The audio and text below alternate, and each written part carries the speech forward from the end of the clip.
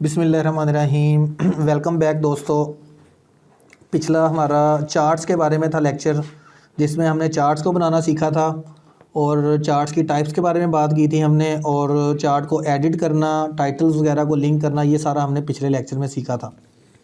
जबकि आज का हमारा जो लेक्चर है वर्किंग विद नेम्स है, और हमारा मॉड्यूल 12 है क्रिएटिंग रेंज नेम्स को हम कैसे बना सकते हैं, मैनेजिंग नेम, उन नेम्स को हम मैनेज कैसे कर सकते हैं, यूजिंग नेम्स इन फार्मूलाज, और उनको हम फार्मूला में हम कैसे यूज़ कर सकते हैं। तो एक्सरसाइज फ़ाइल को हम ओपन कर लेते हैं, और यहाँ पर मैं मॉड्यूल नेम्स के ऊपर यहाँ पे मैं क्लिक कर लेता हूँ। यहाँ पे हम नेम्स वाली फ़ाइल जो है इसको मैं ओपन कर लेता हूँ जी। तो ये हमारे सामने एक डाटा है, ऑलरेडी हमें कुछ गिवन डाटा दिया गया है। तो सबसे पहले पॉइंट को हम डिस्कस करेंगे, क्रिएटिंग रेंज नेम्स। रेंज के नेम्स को हम कैसे क्रिएट कर सकते हैं।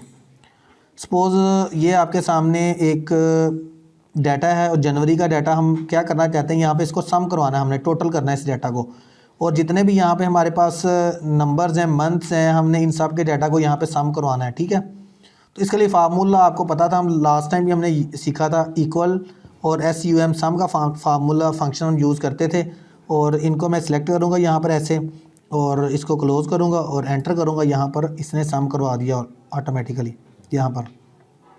ठीक है, और ये तो हमने ऑलरेडी सीखा हुआ हम कैसे इसको यूज़ कर सकते हैं। अब एक नई चीज़ जो हम सीखने जा रहे हैं वो है रेंज। जो हम सेलेक्ट की है, इस रेंज को हम नाम देना चाहते हैं। जो ये रेंज है, इस रेंज को हम कोई भी नाम दे दें, और सेकंड टाइम हम जब उसको यूज़ करें तो बजाय हम ये रेंज सेलेक्ट करने से जस्ट हम वो नाम यूज़ करें और हम उसको जो है वो यूज़ कर सकें। मैं इसको इधर आया और यहाँ पे मैं इसको नाम देता हूँ FEB, फेब का, जस्ट फेब का, एंटर कर दिया। अब ये वाली मेरी रेंज जो है ये फेब के नाम से सेव हो चुकी है नेम बॉक्स में। अब जब भी मुझे ये रिक्वायर्ड होगी, मैं जस्ट यहाँ पे फेब प्रेस करूँगा तो ये आ जाएगी, और यहाँ पे मैं अगर क्लिक करूँगा तो जो भी मेरे पास रेंज सेव हुई होंगी वो यहाँ पे आ जाएंगी, और जैसे मैं उस पर क्लिक करूँगा वो रेंज सेलेक्ट हो जाएगी। ये इस तरीके से मैं जो है ना वो नेम जो है वो दे सकता हूँ किसी भी रेंज को।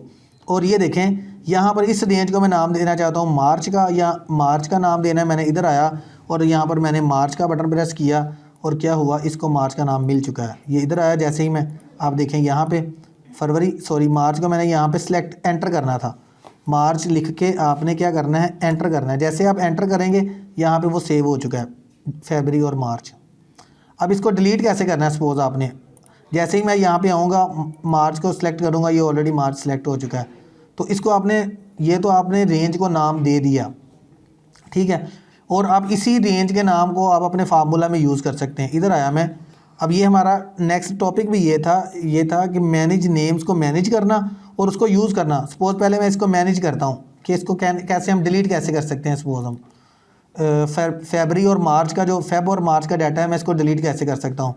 इसको डिलीट करने के लिए, इसको चेंज करने के लिए आपने जाना है फार्मूला में, और फार्मूला में यहाँ पे आपको एक ग्रुप मिलेगा डिफाइंड नेम्स के नाम से। जो डिफाइंड नेम्स हैं, इसमें जो भी नेम्स आपने ऑलरेडी डिफाइंड किए होंगे वो यहाँ पे आप नेम मैनेजर पे क्लिक करें, वो आपको यहाँ पे मिल जाएंगे। फेब और मार्च का, ये देखें फेब और मार्च, ये नेम्स आपको यहाँ पर मिल रहे हैं। आपने जस्ट क्या करना है, फेब पे क्लिक करें और डिलीट के बटन प्रेस करें। Are you sure you want to delete, मैं कहता हूँ ओके, और ये डिलीट हो चुका है। मार्च के बटन पे क्लिक करें और डिलीट के बटन पे क्लिक करें, और ये क्या हो गया, डिलीट हो गया। इधर आओ दोबारा, और आप देखें जाके इधर, सपोज़ मैं इधर आके दोबारा देखता हूँ तो मुझे कोई भी यहाँ पे नहीं मिलेगी, फरवरी और मार्च वाला डाटा नहीं मिलेगा, क्योंकि वो डिलीट हो चुका है। अब दोबारा अगर आकर मैं ऑटोमेटिकली इनको मैं सपोज़ नाम देना चाहता हूँ, मैं यहाँ पर आया, इनको मैंने सेलेक्ट किया, इस टेबल पूरे को, टेबल को मैंने, या इस यहाँ से लेकर इस तक मैंने इस टेबल को सिलेक्ट किया, और मैं ये यहाँ पे जाता हूँ क्रिएट फ्रॉम न्यू सिलेक्शन पे, जस्ट डिफाइंड नेम्स में क्रिएट फ्रॉम न्यू सिलेक्शन पे जाता हूँ, और टॉप रो जो है इस नाम से मैं यहाँ पर इनको बनाना चाहता हूँ, जनवरी फरवरी मार्च अप्रैल, जो टॉप रो होगी मेरी। तो मैं ओके कर देता हूँ। तो क्या हुआ, ये यहाँ जनवरी से लेकर अगस्त तक मेरे पास रेंजेस ऑटोमेटिकली सेव हो गई हैं। इधर आया मैं, अब देखें फरवरी, इधर आया दोबारा मैं, अब मैंने दोबारा कोई रेंज सेलेक्ट करनी है, सपोज अगस्त वाली, ये अगस्त वाली ऐड हो चुकी है। तो ये कैसे हुआ, मुझे क्रिएट फ्रॉम सिलेक्शन जो मैंने सेलेक्ट किए थे वो वहाँ पे मैंने उनको ऑलरेडी सेव कर लिया। अब मैंने फरवरी को मैंने यूज़ करूँगा फार्मूले में। हमारा तीसरा पॉइंट था कि using names in formulas, in names को मैं फार्मूला में इक्वल टू सम। अब सम में मैं क्या करूँगा, मैं लिखता हूँ FE ये देखें जैसे मैंने FE लिखा नीचे फरवरी आ गया। यहाँ पे मैं डबल क्लिक करूँगा, ये पूरा मैंने फरवरी यूज़ किया और इसको मैंने बंद कर दिया। अब यहाँ पर रेंज की जगह पे मैं उसका नाम यूज़ कर रहा हूँ जो मैंने नाम ऑलरेडी डिफ़ाइन किया हुआ है अपनी इस रेंज का, और मैं एंटर प्रेस करूँगा, यहाँ पे मुझे उसका रिज़ल्ट मिल जाएगा। अब चूँकि ऑलरेडी मैं यहाँ पे नेम यूज़ कर रहा हूँ, यहाँ से पकड़ूँगा और यहाँ तक मैं गया तो वो ऑटोमेटिकली अब यहाँ पे हो गया रहा है कि यहाँ पे वो फरवरी ही ऐड करवा रहा है, फरवरी ही ऐड करवा रहा है। मैंने इसको रिमूव किया, दोबारा आया मैं इक्वल टू SUM सम और यहाँ पे MAR और इसको मैंने क्या किया, मार्च कर दिया और एंटर कर दिया। अब मैं इन दोनों को पकड़ूंगा और यहाँ तक इसको ड्रैग करवाऊंगा, तो अब क्या होगा, फरवरी मार्च, नहीं ये काम नहीं कर रहा, आपने मैनुअली यहाँ पे राइट करवाना पड़ेगा आपको। अब देखें यहाँ पे जनवरी का डाटा आ रहा है, फरवरी का, मार्च का आ रहा है, और यहाँ पे अगर आपने अप्रैल का लाना है इक्वल टू सम और यहाँ पे आपने APRIL अप्रैल जो है यहाँ पे राइट करना है, फिर जाके कहीं आपको वो डाटा यहाँ पे मिलेगा। तो इस तरीके से आप जो है फार्मूले के अंदर इसको यूज़ करवा सकते हैं।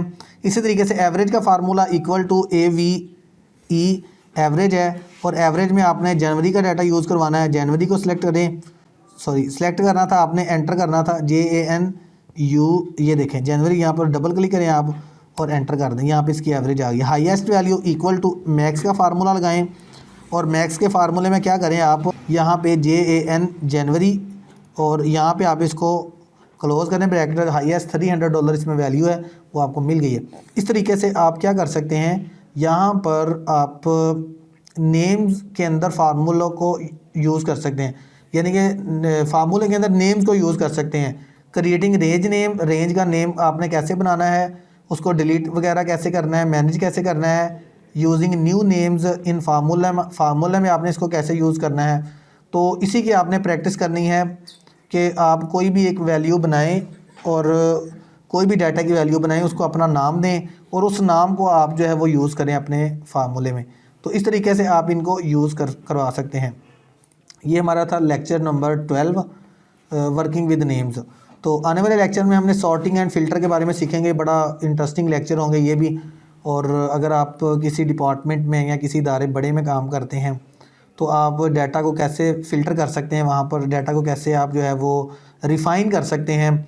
चाहे आपके पास लाखों की तादाद में लाखों डाटा है, इतना बड़ी फॉर्म के अंदर डाटा है, आप आसानी से उस डाटा को मैनेज कर सकते हैं। तो ये बड़ा इंटरेस्टिंग लेक्चर होने वाला है, लेक्चर नंबर 13 हमारा। तो मिलते हैं अगली वीडियो में, इजाज़त दीजिए, अल्लाह हाफ़िज़।